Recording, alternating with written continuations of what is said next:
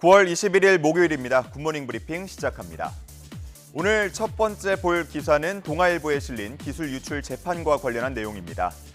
은밀하게 이루어지는 기술 유출 범죄는 적발도 어렵지만 범인을 찾더라도 시간이 늦어버리게 되면 이미 천문학적 규모의 피해를 입어버린 경우가 많습니다. 그런데 심지어 관련 재판이 빨리 이루어지지 않으면서 기업의 피해 보전도 쉽지 않다고 하는데요. 이 기사에는 산업계 현장의 목소리가 담겨 있었습니다. 1심만 하더라도 3년이 지났는데 최종 판결이 나올 때면 이미 옛 기술이 되어 있을 거다. 기업의 시간과 법원의 시간은 다르다. 엄정한 처벌이 뒤따라야 기술 유출을 막을 수가 있는데 지금 실정에서는 오히려 또 다른 유혹을 심어줄까 우려가 될 정도다라고 말하고 있었습니다. 한편 기관도 기관이지만 사법부의 전문성을 강화해야 한다는 지적도 있었습니다.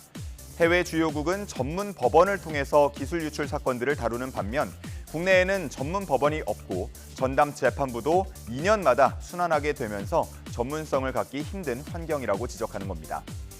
글로벌 기술 패권 경쟁 속에서 기술 탈취 시도가 빈번해지고 있는 만큼 관련 사법 절차에 보완할 부분은 없는지 점검이 필요해 보입니다. 자, 다음 볼 기사는 조선일보에 실린 리쇼어링 관련 기사입니다. 리쇼어링이라고 하면 해외에 있는 국내 기업의 생산 시설을 국내로 이전하는 걸 말하는데요. 쉽게 표현해서 기업의 유턴입니다. 기사에는 미국과 일본, 우리나라의 유턴 기업 수를 이렇게 비교를 하고 있습니다.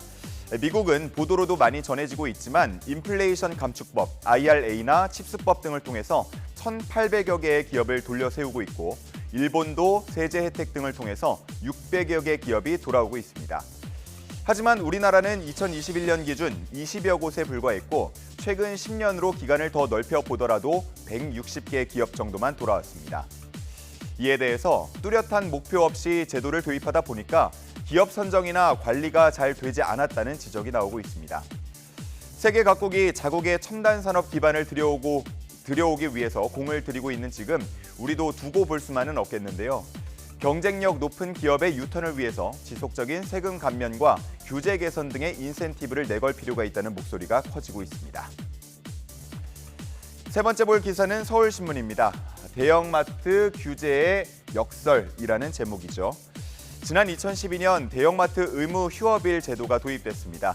그 목적은 지역 상권과 소상공인을 살리기 위해서였는데 그런데 이제는 오히려 역효과를 내고 있다는 연구 결과가 연달아 나오고 있습니다. 기사에는 최근 서울신용보증재단이 서울시내 대형마트 인근 상권의 유동인구와 카드 매출액을 분석한 결과가 담겨 있었는데 대형마트가 쉬는 일요일의 주변 상권 매출액이 대형마트가 문을 여는 일요일의 매출과 비교해서 오히려 1.7% 적은 것으로 나타났습니다. 다시 말해 대형마트가 문을 닫는다고 해서 주변 상권으로 그 수혜가 돌아가지는 않는다는 건데 자, 그렇다면 반사 이익이 어디로 갔나 봤더니 온라인 업체들이 가져간 것으로 나타났습니다. 대형마트가 쉬는 날 온라인 유통업의 매출은 13%나 늘어났는데요. 상황이 이렇다 보니까 대형마트 의무 휴업일을 일요일이 아닌 평일로 바꾸는 지역들도 생기고 있습니다. 자, 오늘 볼 마지막 기사는 경향신문입니다. 유튜브나 틱톡 등 SNS에는 유흥업계 이야기를 콘텐츠로 삼는 영상과 게시물이 여럿 올라오고 있습니다. 친근한 말투로 자극적인 내용을 전하면서 관심을 끌고자 하고 있는데 문제는 이런 콘텐츠들은 성인 인증이 필요하지 않는다는 점입니다.